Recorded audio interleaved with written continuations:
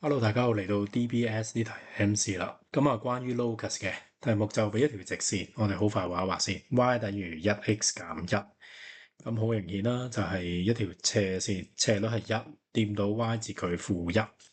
好，咁佢就話要揾出個 locus 個 moving point P 咧，就話係垂直嘅距離 to L 係開方2。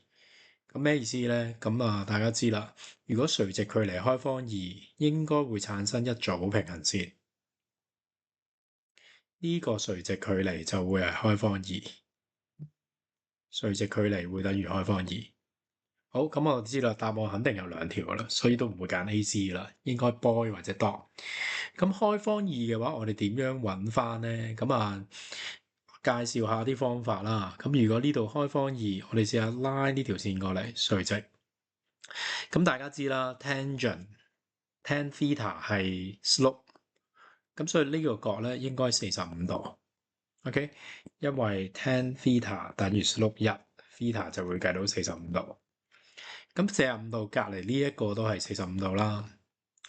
咁打直呢個開方2，咁所以計到打斜呢條邊咧就會計到2。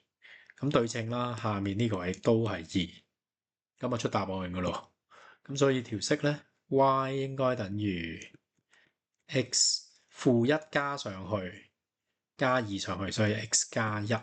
另外一條咧就係-1再減2，所以咧另外一條就係減3。